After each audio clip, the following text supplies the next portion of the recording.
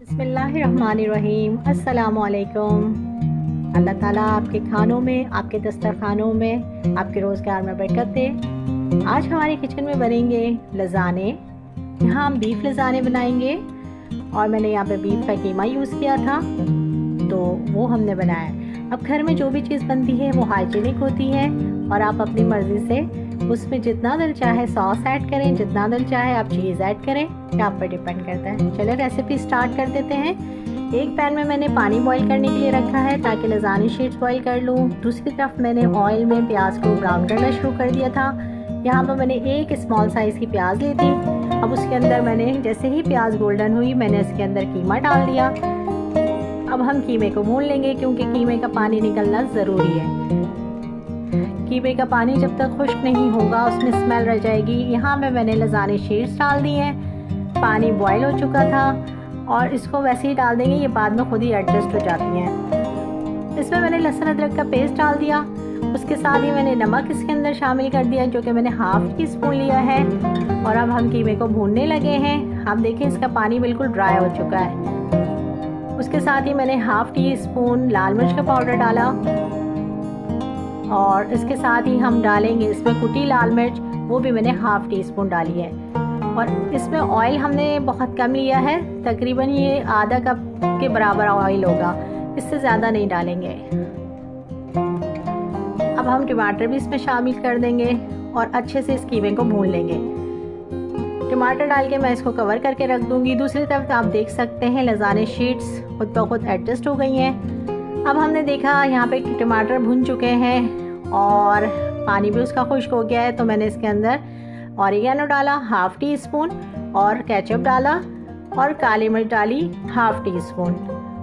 Ketchup मैंने आधा प्याली ले ली थी और वो हमने इसके अंदर शामिल कर दी। अब इसको अच्छे से हम भून लेंगे, बहुत ज़्यादा नहीं भूनेंगे, हल्का सा इसको बस मिक्स कर लेंगे। यहाँ पे हमारा जो लज़ाने शीट्स हैं वो देखें बिल्कुल तैयार हो गई हैं। इसको हम स्ट्रेन कर लेंगे। दूसरी तरफ सॉस बना लेंगे जिसमें वाइट सॉस बनाना है। मैंने लिया है तकरीबन 2 टेबल स्पून के करीब बटर। उसके अंदर मैंने डाला है 3 टेबल स्पून मैदा और मैदे को डाल के हम अच्छे से भून लेंगे।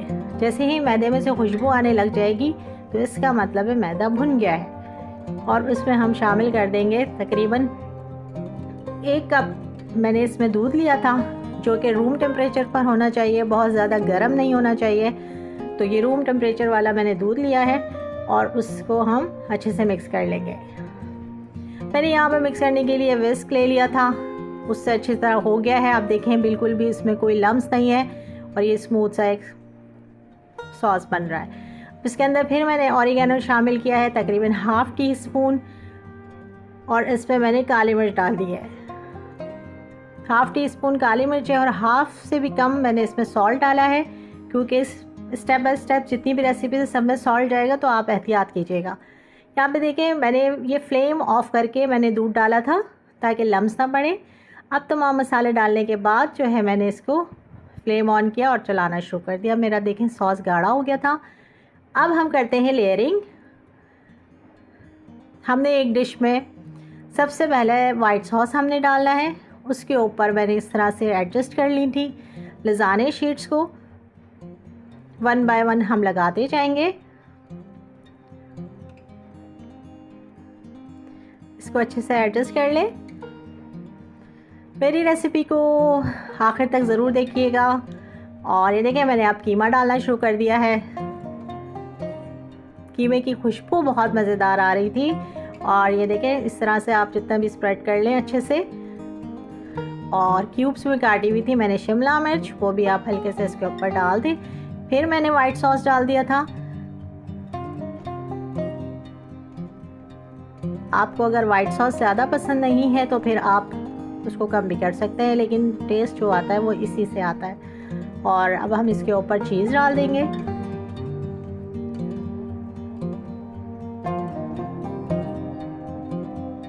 ये हमने इसके ऊपर चीज़ डाल दी। फिर हमने लेयरिंग की है। फिर हम जो है इसके ऊपर लज़ाने शीट्स लगाएंगे।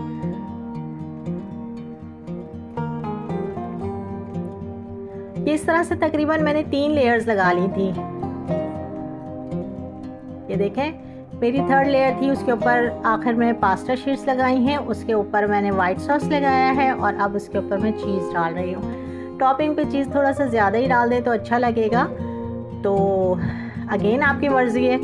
लेकिन फिर हमने इसको कैप्सिकम लगाया है। कैप्सिकम मैंने थोड़ा सा जूलियन कट कर लिया था ताकि वो खूबसूरत लगे। अब मैंने इसको इस तरह से सेट करना शुरू कर दिया। साथ ही ऑलिव्स भी मैंने डाल दिए थे। ऑलिव्स बहुत प्यारे लगते हैं और ये किसी भी डिश को इन्हांस कर देते हैं। ग्रीन ले लें, ब्लैक ले लें, आपकी मर्ज़ी है। उसके ऊपर फिर मैंने स्प्रिंकल किया ऑरिगेनो। ऑरिगेनो का जो फ्लेवर आता है इटालियन फूड में बहुत मज़ेदार लगता है। इस तरह से ही हो गया। अब मैं इसको ओवन में रख दूँगी। ओवन में रखने से पहले मैंने इस पर थोड़ा सा चिली गार्लिक भी कलर के लिए डाल दिया था। ओवन में रख दें। ओवन में हमने इसको पकाना नहीं है, पहले से हमने गर्म किया हुआ ओवन, उसके अंदर सिर्फ हमने 5 से 6 मिनट इसमें रखना है ताकि कलर आ जाए। आप इसको देखें कटिंग करने के बाद कितनी खूबसूरत सी शक्ल आई है। आप मेरे चैनल को लाइक करें, शेयर करें, सब्सक्राइब करें। Thanks for watching.